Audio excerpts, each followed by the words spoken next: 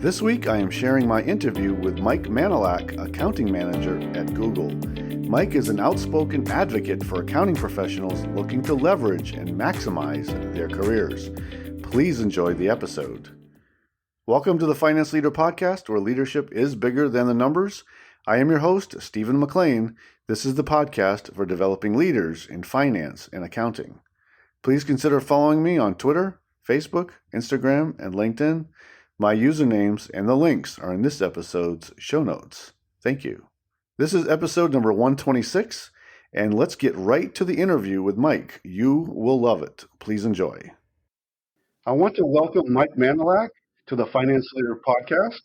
Mike is a CPA who worked in public accounting for PwC and also for Walmart and is currently working for Google. Mike is dedicated to helping accountants get unstuck and is an incredible voice for accounting professionals. Mike, thank you for joining me today, and please tell us more about you.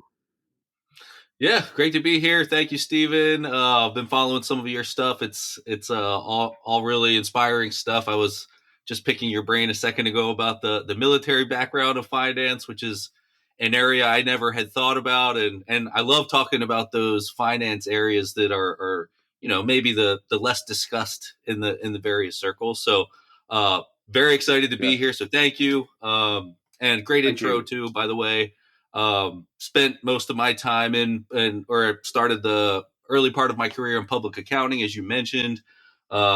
Interned at a small firm and then spent the chunk of my public accounting career at a top 20 firm before going to Big Four to kind of wrap it up with at the public accounting route with PwC. So did just about 10 years in the public accounting space, and I was on the audit side of the house. That might be something that's familiar to some of your listeners here. Made the jump to industry after that, and that's when I really wanted to get into. Was really interested in big data and data analysis. So wanted to go the Fortune 500 route, and that's when I found my spot in an internal financial reporting role with Walmart. So handled the Walmart.com P&L and balance sheet, their e-commerce side of the operations, and some of their other online properties that they have.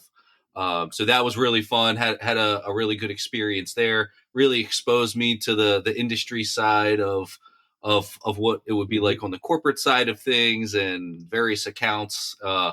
And at that moment, I was across the country. I'm from Baltimore and had moved across the country to kind of go after a big tech job that was, in my mind, a dream job that I was going for. And once I had the public accounting experience and the Fortune 500 experience, I started to get some traction with some of these other companies in the tech space, which was, in my mind, the ideal role that I was really chasing after. And that's when I landed at Google. So I've been there for 6 years now, a little bit over, managing a team of that for 4 or 5 years, I think, at this point.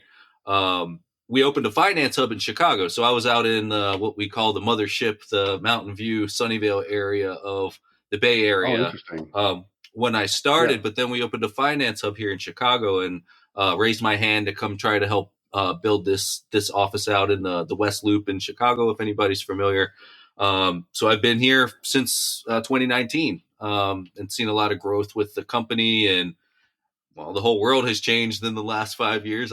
That's probably not news to anyone. Definitely. So, and that's true with, the work at Google. It's true with life. It's true with, in the office versus work from home. It's true with a lot of the leadership strategies that now need to adapt to this new world that we live in. So, but yeah, that's a little bit about me off the clock. I run a website, mikefromaccounting.com. I try to highlight the fun and fulfilling side of accounting, and there's a lot of accountants out there that feel stuck, to your point. And I try to put out some lighthearted material that's also informative but fun, and I illustrate those myself. So have that out there, put out a playbook and a course. So really just trying to reach any of those accountants that maybe all that they hear is maybe the negative side of the profession, which there's a lot of that floating around out there. So just want to make sure that people get to hear both sides of the coin, not just one side. Oh, yeah. So yeah, hopefully that's a good rundown of what I'm all about, Steve. Oh, yeah. Thank you for that. I really appreciate that. And I really like your career pathway. And one of the things I wanted to talk with you about today was accounting career pathways. And you often mention that entry level accountants try to start work with the big four in hopes of getting experience to move on to industry. And that big four definitely has a strong pipeline for entry level positions. Why does the big four appear so important to young accountants getting started? And what advice would you give to new accounting graduates getting ready to apply for that first role? Yeah, I mean, before the big four, I don't know, what was it, the big eight, and there was probably a bunch of others. So they've had a foothold for a long time. So I think part of it is just they've been the pinnacle of what you do, what you aspire to be, and the job that you aspire to land coming out of school. And because they're so big, they do have the most resources. And, I've been able to witness that firsthand. The training is top notch. The investment in AI forward approaches, you're going to see that with the big four more than you're going to see it at your local accounting shop. You know what I mean? So I think people Right. recognize that, and they see that they do get some of the best training. They have some of the best resources because the best and brightest are aspiring to get there. They want to work with other people that are also very motivated, and so I feel like that attracts a lot of people, and it always has. I think it always will, and there's a prestige aspect to it. And I think a lot of people, oddly enough, they join the big four because they think about what that's going to mean for them when they leave the big four, which is funny. I don't know how many professions they think about where do I join based on when I want to leave, where do I want to go? But Right. maybe that's not discussed too much. But I think that's definitely a factor. Is you get that credibility, and then what's next in your career after that? To your point, a lot of people think the grass is greener, and they end up in industry after so many years in public accounting space. So that's why I think Big Four is probably the still seen as one of the more desirable opportunities coming out of college. It's also because the professors and everybody pushes people that way. You definitely feel funneled into that. They're not, nobody's really pushing, oh, start your own practice or take this job in industry, or maybe you want to work at the Pentagon as a finance officer. That's not really something that gets discussed much. So students are really only aspiring to be what is laid out in front of them. And I like to talk a lot about the various other paths that maybe don't get discussed as much, which I alluded to earlier. And but it definitely, as of today, the path is definitely big four. Even the mentality that you're lesser than if you don't get into big four, which obviously is not true, but it's propped up so highly. A lot of people think that way. So I think you had another question. Was it about how students should think about exiting into public? Is that what it was? Right. Right. Exactly. How about that time when they've done some experience in the big four and then want to make that leap to industry? Why don't you take us down through that process? Yeah, one of the things that you hear is, well, go to Big Four. Then the next thing you hear is get your CPA. Both solid pieces of advice, honestly. But then you also hear stay until senior, and then people internally, once you're a senior, will say stay until manager. And then when you're manager, they say, well, Right. your Right. partner track, don't leave, right? So it's very easy to get Right. sucked in, I gotcha. into this, right? So, but a lot of Right. people, they kind of burn out. It's highly regarded in the accounting profession to work at these companies, but it's a grind. People who say it's not a grind, well, I think nobody really says it's not a grind. It's pretty well documented. Busy season is pretty grueling. You might be doing 80-hour weeks. You might be working on Saturdays. I think 70% of the big firms have people working on Saturdays in busy season, and a lot of firms have minimum amount of hours. Maybe that starts at 60. It's oddly enough, there's no cap of hours because I think 80 Yeah. is a lot, and that's not unusual. And a lot of people burn out. They do a couple years, they reach that next milestone of maybe senior. I think something about the tenure in those big firms is about 2 years. So right about then is when you're either making senior or you're not making senior and you're ready to get out. But a lot of Yeah. people look to industry, and one of the shortcuts is while you're in the public accounting space, let's say your audit or taxes, to try and find out which industry you do want to exit into and start working on those clients. A lot of times you get hired by the same clients that you used to audit. And that's about as Right. good of a foot in the door as you can have. And another reason why Big Four is seen and so highly regarded is because they have a lot of the big clients. Almost all, I think all of the, or all but a few Fortune 500s are audited and tax With the returns big are four. prepared Right. out of the Big Four. So, but at least for me, when I went to exit into industry and everyone painted this picture, well, once you got all this public accounting experience, you get any job you want. And for me, that wasn't the case. I mean, maybe there's plenty of people better than me, so maybe that was true for them. But they're not handing out jobs at Google and Amazon and Nike Hmm. and Salesforce. They're just not handing those Yeah. out. And what I found was a lot of times those companies that I just named, that I later interviewed for, they don't they'll take somebody coming straight out of public accounting, but they really prefer somebody who has the public accounting experience and the industry experience. Like, what do you Yes. know about the ERP coming out of audit? You know nothing. What do you know about booking a Right. journal entry? You don't know anything. Like, you don't know how to No, you lead don't. a month end close process. And I know you talk a lot about leadership. You come out as a leader in the public accounting space to lead an audit engagement, but you don't come out as a leader to lead a corporate accounting team to do month end and year end close and the K's and the Q's and all of that. So it's Yeah, to help that solve those type of problems. yeah. So they are really looking for those experiences, and that's why I had said after even getting into Walmart was tricky, but after having Walmart and showing I could do some of this stuff with the audit experience, then more doors started to open. So that's how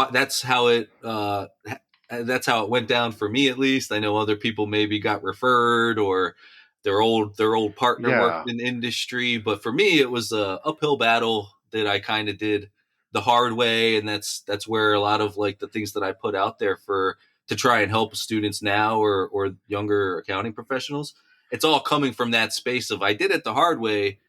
By doing that, I learned a lot of things. And if somebody can leverage some of those wins and losses and learnings that I went through without having to put themselves through the grind, have at it. And that's me trying to pay it Definitely. forward. And I think more people should try to do that, honestly, in the accounting space, Oh yeah, I think that's great.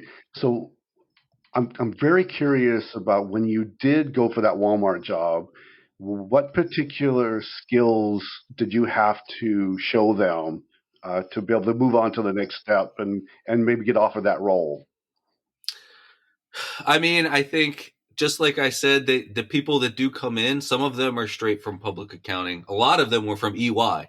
So it was almost like, I don't know if that was a coincidence or not, but you bring in a lot of Hmm. people and other people from EY apply and that resonates with you. So me coming from PwC, I think they that resonated with them and they knew that, okay, coming from Big Hmm. Four, they've probably got a great foundation to really do the type of work that was involved with the internal financial reporting role with Walmart.com. So, a lot of it very much was the things that I did learn in public accounting, and I was fortunate to have worked across a lot of different clients and things like that. So I think being able to adapt to different clients, I was pretty big on process improvement and really trying to really be an expert at Excel and different formulas and stuff like that, which on the industry side is something that is an absolute need. So really showcasing those kind of things, as well as uh, I don't think there was a question of, man, like there's a lot of big data here with Walmart. Like there's a lot of things going on. We have tons of transactions. We have a very short month end close. Is this guy going to be able to hang? And I think having audited publicly traded companies in the past was a Right. big foot in the door because you've worked on the 10K. You understand how those things go. And Yep. let's say I was at a smaller firm that didn't audit publicly traded companies. Maybe my Excel skills weren't as great. I think it would have been a bigger stretch. Not that it couldn't have happened, but like I said, when I got there and Hmm. I looked around, people were coming from accounting teams at Pepsi. Everybody almost came from Big Four, but they also spent time at, say, Nike and Pepsi and Amazon. So those are the people you're working with side by side in at a place like Walmart. So that to me was very exciting as well, because you don't always run into those people out in the Definitely. real world. Yeah. Right, right. Did you believe that you got a lot of mentorship in the Big Four at PwC? It was there. I think a lot of that is you, as much as you have to really go after the mentee mentor relationship, and you also just have to learn from being out there and seeing people do things in the office. This time, uh, most people were working in an office, either Hmm. the office of the firm or the office of the client. But you're seeing these things in real time. You're seeing people all in one room and how they operate, and that's a little, I don't know that everybody's getting that as much today. You're not being able to learn by observing.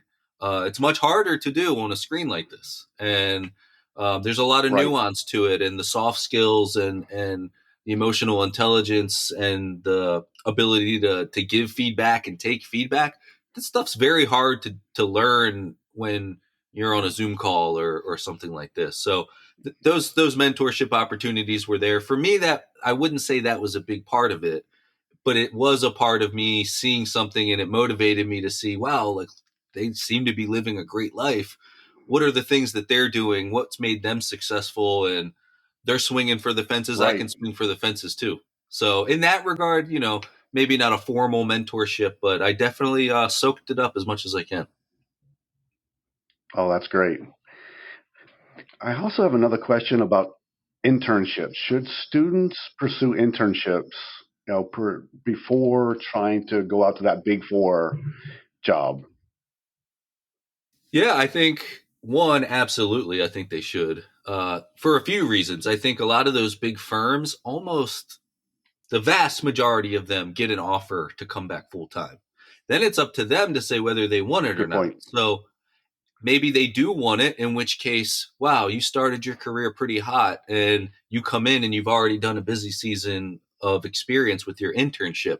Maybe you even get to pick and choose which team you want to work on. Maybe you go back to your old team, or whereas a lot of people who just take the job that comes to them after school, then they have to learn, like, what is it that I like. If you have an internship, you may already get a sense for what you like and don't like, and then if you get the offer, you might be able to leverage that to say, I want to work on these publicly traded clients. I want to work in financial services or big tech clients.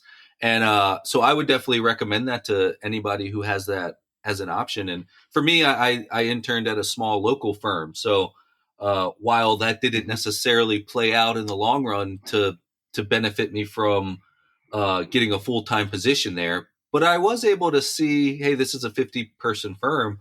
I think I want bigger, and that, having the internship, I, Yes. I wouldn't have maybe known that otherwise. And that's when I went to a bigger firm. So that's one thing. And then another thing is, if you go look at almost any good, highly desirable industry role in private accounting, it's going to say probably Big Four preferred.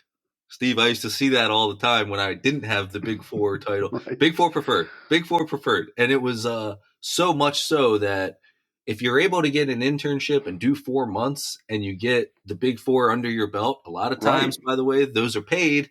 Overtime is paid. A lot of people think that overtime isn't paid, but man, interns are some of the best treated people at these big firms. Nice. And then you walk away, and even if you don't take the offer, you can check that box with, I've have prior Big Four experience. So I That's a highly great recommend point. doing that. Yep. Yeah, I highly recommend doing it. Now, it's Yep. doesn't mean Great everybody point. gets it, but as early as you can, try and get that. Definitely. Yep. It seems like you mostly has had accounting roles in your career. Is that correct? You Yeah. haven't Yep. really moved over to the FP&A side. You've done some auditing. Is that about, does that right? Yeah. Yeah. I mean, What do you think about accounting moving over to the FP&A roles? I feel like you hear it. It's not uncommon, and I think when you hear about someone going from accounting to FP&A, like, that would be of interest to me. I'm happy doing what I'm doing now, but uh, surely when I think about my future, I'm not pigeonholing myself into, I'm a financial Right. reporting, GL accounting. Not at all. I expand that to other finance roles and honestly beyond finance. If you look at, not that I necessarily want to be a CFO one day, but if you look at a CFO's resume, it's not just accounting. A lot of times they have their CPA. A lot of times they did do some accounting, but they also did some Mm-hmm. FP&A. They also did some sales on the Right. business side of things. So I Mm-hmm. feel like a lot of the stats you see about people leaving the profession, and it's looked at as such a bad thing.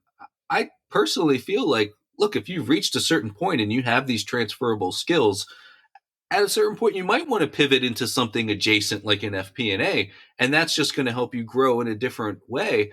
I don't look at that as you abandoned accounting because it was horrible. While I Right. haven't went that route myself, I see people do it and I totally get why they would. I definitely don't restrict myself from going that route too, because I think it's all about being well-rounded, and I don't look at that as a bad thing. I don't know. Do you feel like that's a bad thing to if you kind of pivot No, around a not at little bit? all.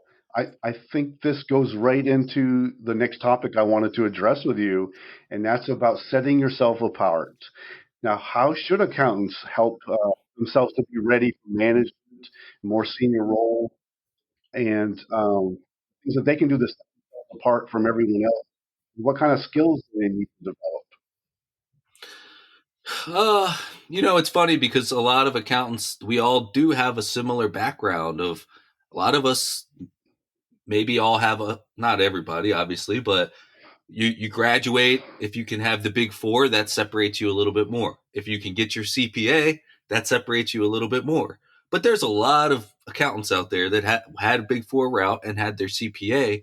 That doesn't guarantee necessarily anything. So you almost need to start Right. standing out in different ways too. That maybe you're I don't necessarily look at it as competition because I think there's plenty of roles around. But if there's a lot of big four accountants with their CPA out there, what's going to make you stick out in the stack of resumes, so I think it's a great question, and I think a lot of the ways that I think are probably the easiest and maybe aren't discussed as much are really on the soft skill side. um, Yes. Especially with AI taking over big time. The things that AI Mm-hmm. can't really excel at are these soft skills. Leadership is another one, very uniquely human skill. Creativity and critical thinking; those are soft skills that are kind of hard to learn very hard to learn in a textbook. A lot of that is personality based, right? So, Mm-hmm. but Right. developing those soft skills, and we all know the accounting stereotype. Maybe there's this perception from the outside that we're not creative or we're not tech forward Mm-hmm. or we're antisocial or boring, right?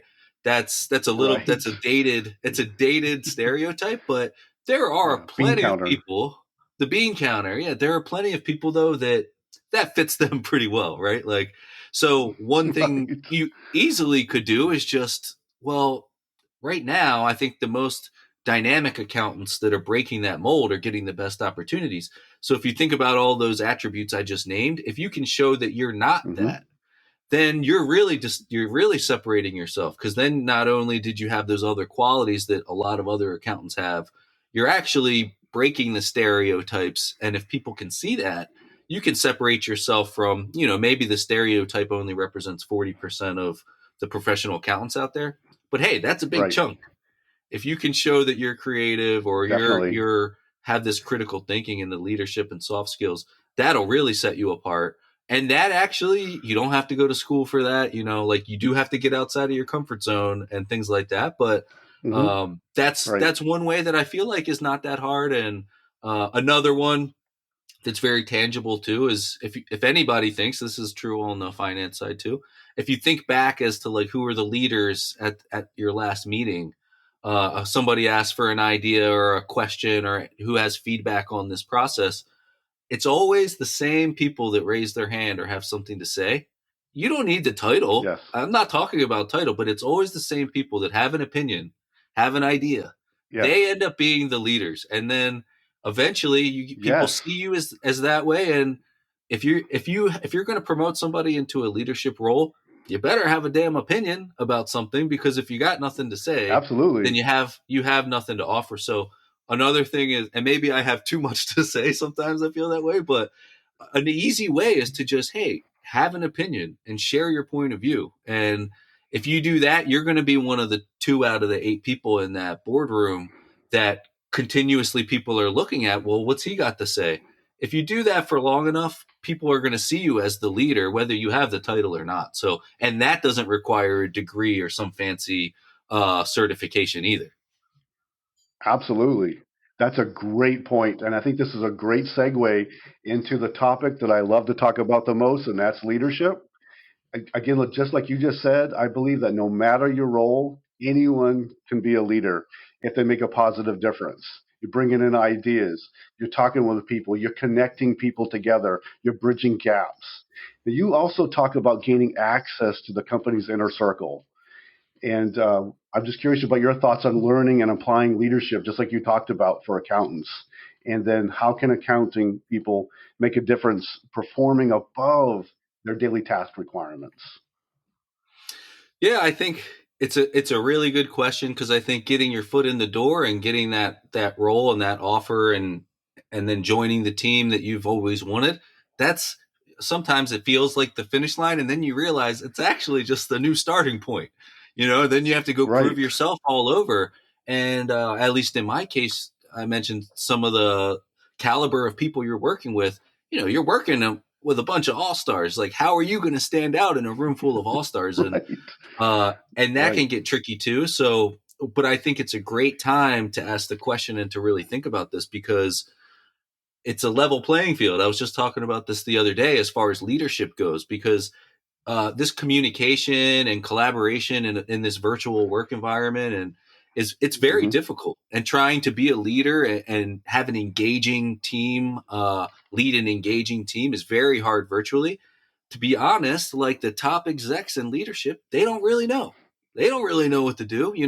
They it was Right. COVID threw everyone into the same level playing field of how do we make this work. And That's a great so point. for anybody who can recognize that, they recognize the early mover advantage. They recognize the fact that if I can solve this, it's not like somebody's going to say that's not how we do it. Nobody knows how to do it.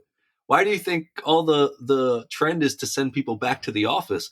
That's the dusty old playbook of, I don't know what to do, but get your butts back in the seats and then it'll all go away. Right. It's a new Right. work environment. It's a totally new work environment. And I think leveraging new tools, I personally was shocked to look to my left and right of amongst the all stars to see everyone's using Zoom, everyone's using chat pings and Google Docs to leave Hmm. comments. Like, that's how everyone pretty much in the world is like the work from home starter kit is kind of what I've been calling it. But I've been fortunate to really leverage a digital whiteboard, and that's a very it's a collaborative tool that was Yes. built for virtual teams. I don't see anybody in the finance space doing that. So I put out a course recently called Sketchy Business Practices, just to teach Yes, you did. finance teams how to do that. And that's one where it's like, hey, nobody knows how to do this. New tools are popping up every day. If you want to stand out, once you get in, even no matter the competition, look to see what other people are doing, and then look to see what they're not doing. And the level Right. playing field I completely gives agree. you an opportunity. So I think, especially for Gen Z and the millennials in the workspace, like, you probably have an upper hand as far as embracing a new technology. So use it, and by you pushing Right. something that is new and novel, and you don't see other people doing it, you're standing out amongst your peers there too. And if it ends up turning out to be effective, then you're leading a team in a way that nobody else is. And I think that is something that, I've got plenty of things to learn from my leadership and plenty of areas of improvement, but I try to push that envelope too, to say, I'm not just going to do what everyone else is. I'm going to try some new things, and if it's working, then I'm going to lean into those things, and if it's not working, I'm going to change the approach. So hopefully that Yeah, touches no, on your that's a great question there. point. No, absolutely. That's perfect. And then showing the value of something different and how we can improve your processes, improve your communication, bridge those gaps. You'll see so many times still companies that are siloed with their departments, and you've got so Hmm. many gaps in understanding communication, understanding metrics, and you're all trying to accomplish the same thing. You're trying to create more value. You're trying to achieve your strategy. So I like that leaning into doing something a little differently is a great point. Yeah. Absolutely. Um, there's another topic that you had mentioned a little bit ago that we can't get away from, and that's artificial intelligence. Hmm. AI continues to rapidly change our profession. We are seeing many ERPs adding AI modules into the basic packages for businesses to do analysis. What are your thoughts on how we can better prepare ourselves and our teams, and what skills do we need to develop now in order to be prepared for AI? Yeah, it's at first maybe it felt a little scary, but I think accountants are really embracing it, and most of the firms are embracing it.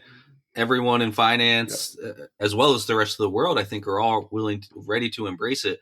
But it adds that question of, geez, if it can write an email better than I can, ChatGPT can write an email better than me, or what good is my role in technical accounting if I can just have something spit out in a chatbot? Like, scan the entire IRS code maybe and spit out the exact phrase with a link to the reference. Like, what value am I going to Right. add? And I think most people are looking at one side of it, which I think is important, which is where AI is doing really well, and it's maybe better than humans. I think don't try and keep doing it the old way. Embrace the new tools. Hmm. Lean into those new tools Right. because, to your point, they're being built into everything. The last thing you want to be able to do is to say I still do it the old way. So I think one is where AI is has an edge against the human skill sets. I think leverage those tools, and Hmm. that's where that's the space everyone is playing in now. What's the latest tool? What's the latest prompt I can put into ChatGPT, and how is it impacting my day to day work to reduce my mundane tasks? The other side of the Yes. coin that I don't think people are talking about is, well, what about the stuff that AI can't do so well? And that's why I love that we Okay. talked a little bit earlier about the leadership and the creativity, critical thinking, soft skills. Hmm. Those are Right. things that I feel like we're all looking on where to upskill. Leadership again is not saying this is where you should upskill, but I think it's those uniquely human skills that we really need to hone. And I think leaning in there is important to upskill in those areas. So that course that I mentioned using the digital whiteboard, it's all about being a leader of virtual collaboration and effectively leading a team in this virtual environment. But the big part of that is AI isn't going to replace that. AI is not going to be able to No, lead it a is not. team and connect the dots about what everyone's doing and facilitating conversations. Like maybe one day, but that's a long way away. So I think it was another area where I felt like everyone's talking about this side of the coin of AI, but nobody's talking about the upskill side and what do you do to upskill other than using the tools. Yeah, we'll use the tools. That's table stakes is to know and Right. use the tools, but you also got to figure out, well, how can I really capitalize on the human skills where AI isn't so great. Yep. So that's why this course Yep. came out, and I was looking around, and I was shocked that nobody was really using this digital whiteboard idea. There's a lot of ways you can upskill, but I wanted to at least. I think people are looking for actionable guidance these days. They don't want to Right. upskill in a Absolutely. they don't want advice of upskill in a human skill set. Like, well, what does that mean? Like, so that course that I put out was using all those uniquely human skills that solves one, how do I stay relevant in the age of AI? And then two, how do I solve the biggest remote virtual work challenge right now, which is collaboration and Hmm. engagement. And I think Right. stats are coming out that I think for leaders, it's 4 times harder to have an engaged team in a virtual environment compared to a physical environment. And what are Agreed. we what are Yep. you what are you doing about that? And I think we've all been on those calls. Oh, half the team is on mute. A few people have their camera off. One guy is talking, it's a one-way conversation talking to a screen. What's he going to do? Slide 50 out of 75, another boring slide deck? Like that is not and that's not Right. going to give you an engaging team. You're not going to be bursting No. with new ideas. And I think people are seeing that it's playing out. Those remote teams aren't having these breakthrough ideas. And like I said, I think execs are saying, come back to the office. And I think what I'm trying to say is, and I actually like going into the office in a hybrid model, but look, the answer isn't to just go back to the office to do it the old way. Why don't you just upskill and try and learn new things to Right. adapt to this new environment? So that's been my approach. Absolutely. Yeah, completely agree. And I think one of your biggest points is you're talking about upskill. If you're coming into your role and you're just going to do the basics, you're going to get replaced by the AI. You got to upskill so you can add those additional skills so you can make a difference. Because if you're just showing up and you're doing some tasks every day, I mean, you're going to get passed on from something Yeah. on either AI or somebody else who's upskilling. We're seeing more and more companies that are focusing on these skills instead of just the degrees. So I think that's Yeah. a great point. Thank you for sharing that. Yeah, of course. Yep, absolutely. So I wanted to ask, have you read any good books lately? Anything you can recommend to read? This isn't a leadership book, but you were talking a lot about standing out, and Yeah, there's this one book for some reason popped into my head. It's not a finance book, but it is inspiring, and it's called yeah, Fascinate, and it's by an author, Sally Hogshead, who came out of the yeah. I know advertising her. space. Oh, you do? Okay, yeah. Yep. I Yeah, I I know of got put her. onto that. I got put onto that book, and that's one that sticks out for this conversation in particular. But there was one core concept that maybe I'll share here, just while we're chatting about it, and it's let me make sure I don't mess this up, but it's different. Different being different is better than being better, which essentially means Great point. like I don't. Am I trying to be the a better accountant than the next accountant here? Am I going to be able to recite all the tax codes? Is that what I should do? No, it's not trying to be better than the next guy. It's trying to be different. Bring something different to the table, because otherwise you're just like Absolutely. everyone else. And if you're just like everyone Right. else, you're probably going to get outsourced. Right. That Absolutely. that that core concept of that book always resonated with me, and it's the first thing I thought of when you asked about that. I was unsure that how That's a popular that great book is, but recommendation. I appreciate yeah, that. yeah. Yeah, absolutely. S- So, in your personal time, do you do anything for fun? I like to think I do a lot of things for fun, Steve. I try to weave in as much fun into everything, workday, after 9 to 5, all those things. So if you see any of the stuff I put out, there's always a playful side to it. So you can probably see I draw and illustrate a lot of funny kind of like comic stuff alongside like Cartoons. some of Yep. the articles that I'll post and stuff like that. So I'm Hmm. trying to have fun even as it relates to like my profession as well, the professional topic of accounting. But yeah, outside of that, I mean, I have a 2-year-old son. He's so much fun. So really trying to, Nice. That's a I great age. enjoy. Oh, it's such a fun age, and I really enjoy seeing the things that I love through his eyes. So turned into a big Hmm. family man these last few years, and love to travel. Nice. Been to a bunch of different countries, and obviously that slowed after with the pandemic, and picked it back up a little bit last year, and hoping to do some more international travel. So between that and also a big music guy, so haven't picked up an instrument in a while, but I always enjoy like picking up the guitar, learning a new song, and things like that, Oh, nice. um, and then movies, and Awesome. some big movie buff kind of guy. So, and then I'm in Chicago now, but previously had lived in Baltimore. I was living downtown, and then in San Francisco, I was living downtown San Francisco. So I'm also just a city guy who likes to try new restaurants and go to cool coffee shops, and see Nice. see Yeah. what's out there. So just being a little bit of an urban explorer is something that I guess I wouldn't call it a hobby, but I definitely do that stuff for fun. So We have to do hopefully people something can kind beyond of, the accounting and the finance. you do, and there's a lot out there, and I try to capture as much of that as I can. I mean, we only have so much free time, and We how you do. spend that time, and I try to be productive with that free time, but also having fun, as much as possible. So I think that really Absolutely. You helps have to. having having a fulfilling career too, I think isn't about the career itself. It's about having the space to unwind and have that work-life balance that requires you to have the life part of that work-life balance equation. So I love that like the younger generation is really pushing mental health and flexibility with work location. So um, I'm really hoping that that becomes a bigger part of work culture in America.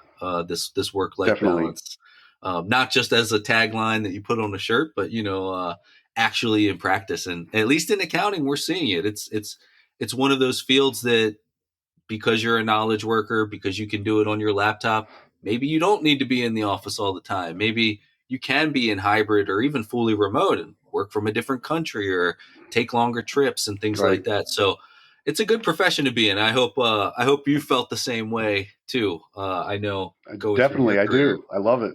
Yeah. Yeah, definitely. Hey, please share your website again and the course that you put out.